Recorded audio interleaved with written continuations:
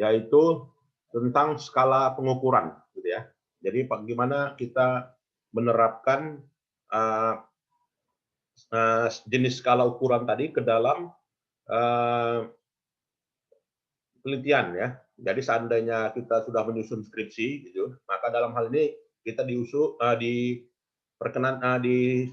gitu ya, itu menyusun skala ukur variabel, gitu ya. Jadi skala ukur variabel itu punya dimensi diskrit, gitu ya. Artinya tidak dapat diberi nilai berdasarkan dimensi itu, gitu ya. Jadi fenomena ini disebut dengan fenomena nominal ya. Biasanya disebut dengan variabel nominal ya. Nah, jadi dimensi ya variabel nominal, gitu ya. Itu kalau misalkan jenis kelamin, gitu ya, itu skalanya adalah skala nominal ya atau dimensi nominal. Jadi laki-laki, perempuan, kelahiran misalnya Bandung, ya Malang, Surabaya, ya, atau status perkawinan atau juga status pekerjaan, gitu ya. Itu semuanya adalah skala nominal ya. Nah, jadi ini misalnya ya, dimensi dari skala nominal tersebut, gitu ya. Jadi ada yang dimensi yang tadi merupakan status perkawinan ya, jadi atau juga agama, gitu ya. Ini juga menunjukkan dimensi skala nominal. Oke.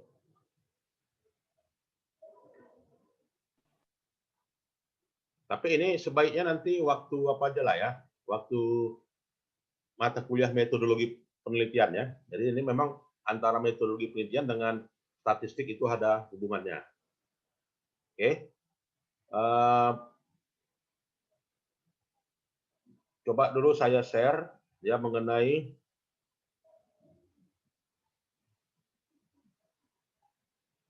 ya sampling ya.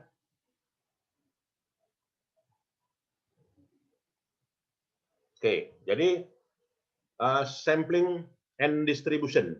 Nah, jadi terkait dengan sampling and distribution ini, gitu ya. Ini nantinya, gitu ya. Topik ini kita akan melihat ya, bagaimana kalau misalnya kan kita menggunakan random sampling, ya. Kenapa pentingnya random sampling itu? Ya, kemudian juga apa bedanya antara statistik deskriptif dengan statistik inferensial? Oke. Kemudian juga kita akan melihat definisi konsep sampling distribution tersebut ya. Nah, jadi di sini alat untuk statistik bisnis biasanya kita menggunakan ya statistik inferensi ya dan juga statistik deskriptif. Ya, statistik inferensi dan juga statistik deskriptif. Nah, jadi kalau dia statistik deskriptif itu dia menggambarkan ya data yang diambil, disajikan dan penggambarannya ya, artinya menarasikan data. Ya, sementara dengan statistik inferensi kita menggambar ya atau juga memberikan kesimpulan dan juga apa ya pengambilan keputusan atas suatu populasi dari suatu sampel data, gitu ya. Nah, jadi bedanya antara populasi dan sampel, gitu ya. Kalau dia populasi itu adalah suatu set item ya, individual ya, seluruh set item masing-masing individu yang dianggap menarik. Itu sebagai populasi ya. Sedangkan sampel itu adalah subset ya, artinya subset dari populasi, bagian dari populasi. Nah, itu bedanya antara populasi dengan sampel ya. Nah, ini gambarannya populasi ini ya, sampelnya ini ya. Jadi sampel itu enggak seluruhnya ya. Dan populasi itu ada bagian dari populasi yang merupakan disebut dengan sampel. Ya, kenapa sampel gitu ya? Kenapa sampel dilakukan? Ya, yang terkait dengan kenapa sampel dilakukan ya terkait dengan masalah waktu gitu ya. Jadi kalau misalkan populasi rakyat Indonesia itu yang mengikuti pemilu itu sebanyak 150 juta gitu ya. Lantas mau disurvei gitu ya, mau disurvei. Nah, tentu saja tidak seluruhnya. Kenapa? Ya karena dalam hal ini waktu ya. Kalau dia mensurvei seluruhnya, wah itu luar biasa banyaknya waktu yang harus dikonsumsi gitu ya. Kemudian juga less costly, ya artinya rendah biaya. Ya, kemudian juga kenapa perlu sampel? High precision, ya artinya dari suatu sampel itu memang gambaran dari suatu populasi ya. Nah, jadi dalam teknik penarikan sampel gitu ya, itu ada namanya simple random sampling. Nah, jadi simple random sampling di mana setiap objek dari suatu populasi itu punya peluang yang sama ya untuk terpilih sebagai sampel gitu ya. Dan juga objek yang diseleksi itu memang terpisah gitu ya. Artinya masing-masing dari objek itu dia tidak ada hubungan ya satu sama lain. Ya, kemudian juga sampel itu ditarik ya dengan tabel random sampling. Nah, jadi nggak hanya apa ya, yang tidak hanya berdasarkan pada sesuka peneliti ya, tetapi menggunakan tabel random. Nah, jadi wajib ya, kalau misalkan kalian menggunakan sampel dalam skripsinya ya harus ditarik ya dengan tabel random sampling ya. Kenapa terpilih sampel 4? Ya, kenapa terpilih sampel 13? Kenapa terpilih sampelnya 20? Ya, kenapa terpilih sampel yang nomor 21? Nah, itu tidak sembarangan gitu ya. Harus memakai tabel angka random. Nah, jadi tabel angka random ya digunakan. Jadi wajib sebenarnya tabel angka random itu dilampirkan di dalam skripsinya gitu ya. Itu kalau kriteria cara menarik sampel yang baik gitu ya. Jadi di-download aja nanti di Google, cari ya tabel angka random lalu disisip ya ke dalam skripsinya. Jadi simple random sampling itu ya ideal ya, ideal dan dianggap sebagai yang apa gitu ya, yang the best lah gitu ya. Artinya dibanding dengan metode sampel yang lain, simple random sampling ini memang banyak digunakan orang gitu ya. Jadi di dalam statistik inferensial ya bagaimana dalam hal ini menyimpulkan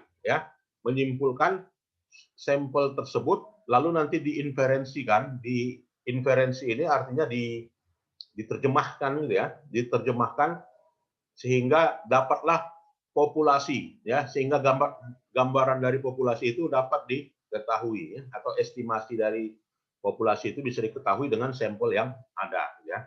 Itu esensinya. Jadi dengan menggunakan statistik inferensi gitu ya, maka tidak lepas nantinya menggunakan hipotesa ya. Jadi kalau orang yang menggunakan sampel itu lazimnya selalu menggunakan hipotesa. Ya, kecuali sampelnya yang bukan sampel probabilistik. Ya, yang bukan sampel probabilistik misalnya dengan purposive random sampling ya, atau juga dengan snowballing random sampling. Karena menggunakan metode sampel itu cenderung judgment ya, berdasarkan pertimbangan. Artinya berdasarkan pertimbangan ya sesuai dengan keadaan yang ada di lapangan gitu ya, disesuaikan dengan kriteria yang ada gitu ya.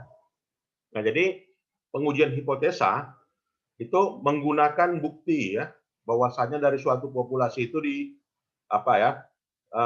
dirata-ratakan bahwasanya beratnya sebanyak 120. Nah, jadi muncul hipotesa ya dari suatu populasi. Nah, jadi terbiasa kita menggunakan hipotesa. Apa itu hipotesa? Apa itu hipotesa? Hipotesa itu adalah dugaan sementara, gitu ya. Itu namanya hipotesa. Jadi kalau ditanya orang apa itu definisi hipotesa?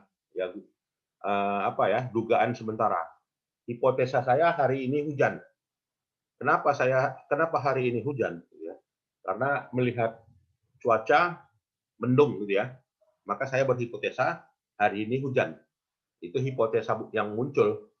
Tetapi ketika sore hari ditunggu tidak juga hujan, berarti saya menolak hipotesa. Ya, menolak hipotesa saya. Artinya menerima H0 ya, dan juga menolak HA. Artinya hari ini memang tidak hujan. Ya. Nah, jadi dalam sampling itu harus ada distribusi sampling. Jadi distribusi sampling itu di mana semua nilai dari satu distribusi secara statistik dari satu sampel yang diambil dalam suatu populasi itu terdistribusi, ya, terdistribusi secara nyata nilainya. Nah, jadi dalam hal ini distribusi sampel itu meliputi distribusi sampel rata-rata, ya, distribusi sampel proporsi, dan juga distribusi sampel variannya. Ya. Jadi ketiga unsur sampling distribution ini dikenal sebagai sampling distribution. Nah, jadi contohnya kita mau mengembangkan dari suatu sampel dan di mana dari suatu populasi n, ya, n besar itu populasi, ya, n kecil itu sampel. Nah, jadi dari suatu populasi itu ada 4, A, B, C, D. Bahwasanya dengan random sampling, random variable X itu adalah usia dari masing-masing individu, ya. Jadi usianya ini ada yang 18, ada yang usianya 20, ada yang usianya 22, dan ada usianya 24, ya, dari suatu populasi. Jadi carilah mu. Apa ini mu? Nah, ini apa ya? Ini simbol dari mu. Jadi mu itu menunjukkan nilai rata-rata dari suatu populasi. Ya. Itulah namanya mu. Jadi jumlah XI dibagi dengan N. Jadi usia 18 ditambah usia 20, tambah usia 22, ditambah usia 24. Ya. Sama dengan 21. Nah, jadi ini dikatakan dengan apa ya, rata-rata dari suatu populasi. Sedangkan variannya berapa? Ya, variannya adalah 2,236. Artinya apa? Varian ini bahasanya. Varian ini artinya apa? Ya, artinya kita merata-ratakan usia 18, 20, 22 sampai 24 ini, gitu ya. Itu penyimpangannya, ya, atau juga standar deviasinya itu 2,236. Artinya semakin besar angka ini, maka semakin besar deviasi yang ditampilkan dari suatu rata-rata populasi. Artinya makin kecil makin bagus, ya. Artinya kita makin tepat. Ya, memang usia yang 4 orang tadi usia yang 4 orang tadi usianya 20-an. Karena apa? Ya karena 24 sampai usia 18. Berarti penyimpangannya 2,236. Nggak besar kali, ya. Memang rata-rata usia 20. Nah, itu makna dari standar deviasi ini, ya. Ini simbol standar deviasi, ya. Nah, begitu juga mengembangkan dari distribusi sampling, ya. Jadi mengembangkan distribusi sampling itu ini yang usia 18, ini yang usia 20, ini yang usia 22, dan ini usia 24, gitu ya. Di mana dilakukan pengamatan, ya, dilakukan pengamatan hari pertama lalu hari kedua, gitu ya. Jadi dari 18 ini diobservasi 18 ya. Ya, sampai pada yang usia 24 diobservasi 24 ya. Nah, jadi menunjukkan distribusi samplingnya, ya, di mana 16, gitu ya.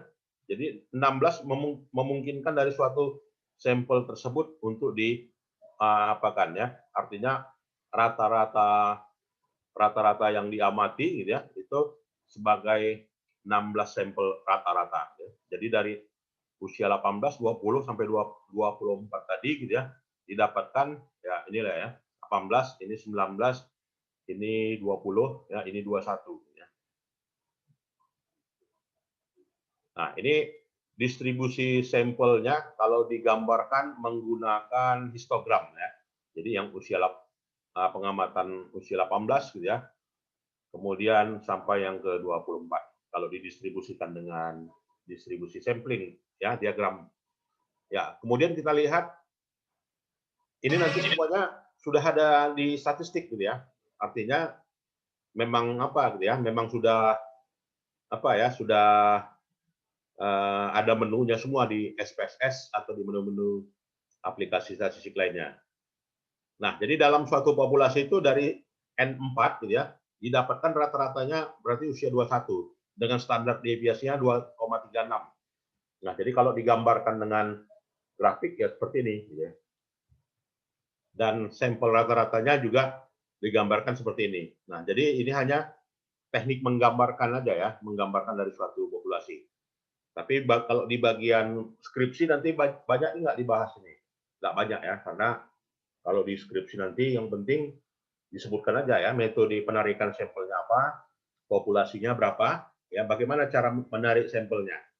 Tuh ya. Nah, jadi sampel min. Ya, sampel min itu berarti rata-rata dari sampel ya. Jadi rata-rata dari sampel dari suatu pengamatan yaitu 1 dibagi n ya. Kemudian standard error min. Ya, standard error min ini maknanya apa ya? Ya, maknanya dari suatu ukuran populasi itu yang dalam hal ini variabilitasnya berapa ya? Artinya penyimpangan standar yang bisa distandarisir berapa ya. Jadi disebut dengan standard error the mean. Ya, jadi semakin rendah standard error the mean, maka semakin baik dari suatu peramalan ya, dari suatu prediksi ya.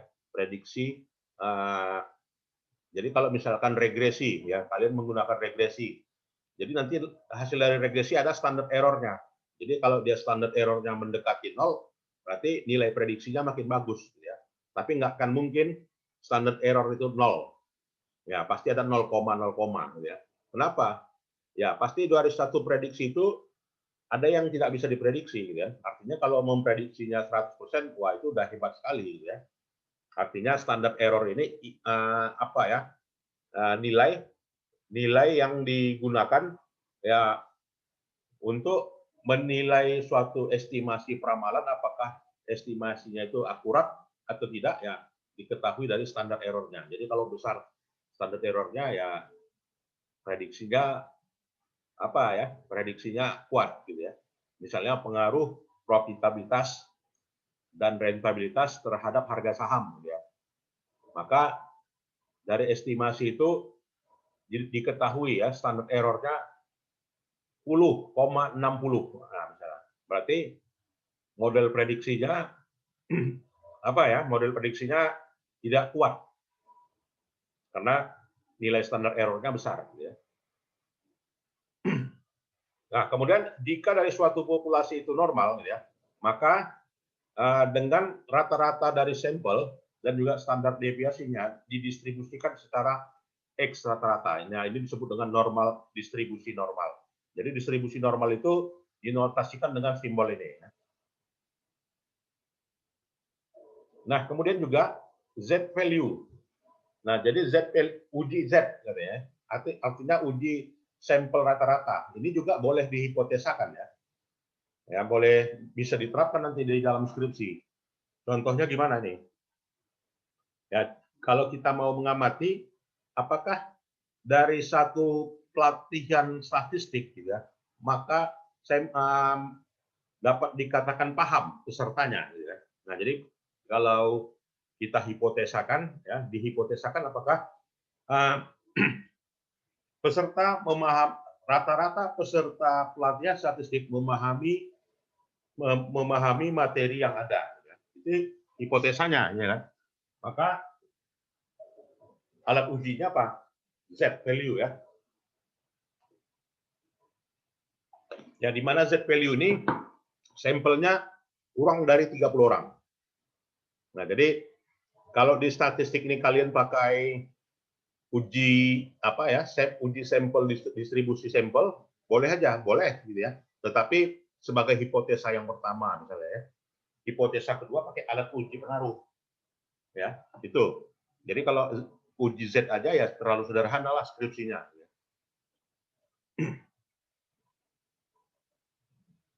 Oke. Nah, kemudian juga variannya.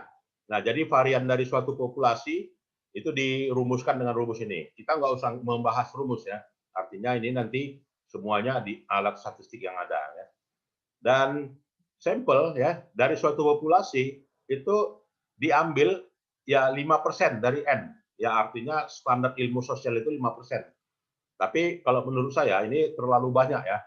Ya memang harus banyak, tapi mahasiswa nanti kebanyakan apa ya? Capek katanya. Kalau misalkan kita mau apa ya, mau menulis skripsi sampelnya perusahaan manufaktur di Bursa Efek Indonesia. Nah, di situ dengan metode metode penarikan sampel menunjukkan N-nya menunjukkan derajat pengambilan sampelnya itu 5%. Artinya 5% itu sebagai yang diperkenankan lah ya di dalam ilmu sosial ya. Artinya degree of freedom-nya, derajat kebebasan 5%. Tingkat keyakinan dari suatu populasinya 95% berarti kan. Maka tingkat keyakinan 95% itu dari kalau misalnya perusahaan manufaktur ada 400, maka kalau 5% aja di presisinya 5%, maka nanti sampelnya bisa 200-an. Ya, 200-an itu. Tapi kalau 10%, presisinya 10%, ini kita sebut presisi ya. Ya, presisinya 5%, nah itu 120 dapat ya kalau untuk perusahaan manufaktur di Bursa Efek Indonesia. Nah, jadi di situ rumusnya nih ya, jika ukuran sampelnya N, itu not small compare ya, to the population yang dinotasikan dengan N. Ya, artinya dengan uji distribusi Z ini ya disebut dengan sampel yang tidak kecil ya, tapi besar. Nah, itu ya. Nah, jadi gambaran distribusi sampel itu mu X ya sama dengan mu. Ya, jadi di sini X bar ini adalah unbiased. Gitu. X bar adalah unbiased, artinya distribusi normal itu apabila garis itu terdistribusi secara merata, baik itu di sebelah kiri maupun juga di sebelah kanan ya. Maka dari situ mu rata-ratanya tarik garis seperti ini ya. Nah, kemudian sampling replacement. Nah, jadi sampling replacement apabila ya sampelnya dianggap kecil ya, dan juga apabila sampel besar, maka gambaran garis distribusi normalnya bagaimana? Nah, kalau dia sampel besar melengkung ke atas ya. Tapi kalau dia sampelnya kecil, dia melengkungnya ke bawah. Ini ya. Jika suatu populasi itu tidak normal ya, nah, maka jika suatu populasi itu tidak normal, maka gunakanlah ya sampling distribution.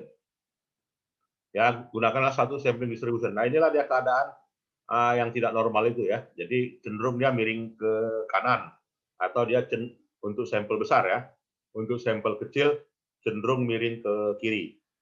Nah, ini menunjukkan suatu populasi yang tidak normal. Misalnya tadi gimana nih kalau dia populasi yang tidak normal? Dari suatu populasi itu gitu kan, yang usianya 20 hanya 5 orang. Tapi usia yang 40 70 orang. Nah, berarti kan populasinya kebanyakan usia di atas 20 gitu ya. Berarti sampelnya, distribusi garis sampelnya condong miring ke kiri atau juga condong miring ke kanan ya. Oke ya.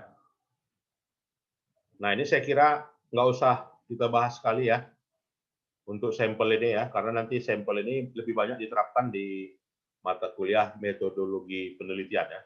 Statistiknya nggak usah. Ini kita lihat aja, bisa dibaca sendiri ya. Baik, ada yang mau kita diskusikan, silakan. Oke.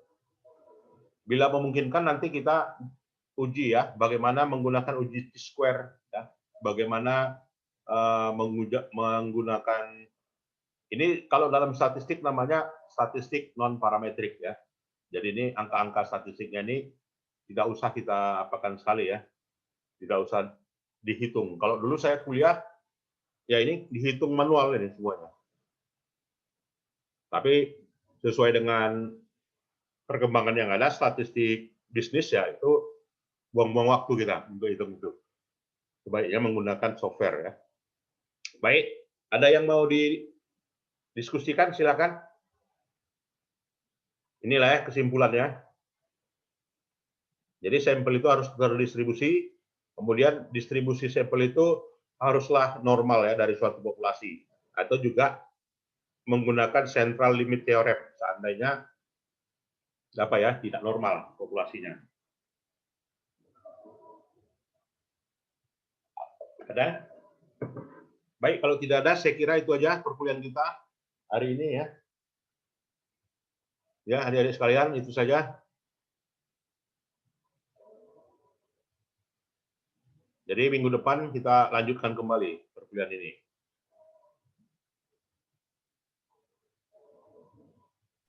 Oke, ada lagi?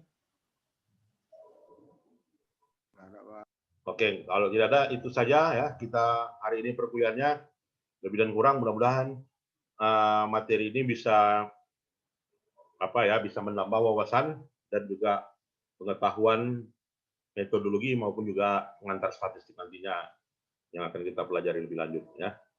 Baiklah, lebih dan kurang itu saja. Selamat pagi. Assalamualaikum warahmatullahi wabarakatuh. Terima kasih, Pak. Terima kasih, Pak. Terima kasih, Pak. Ya. Terima kasih, Pak.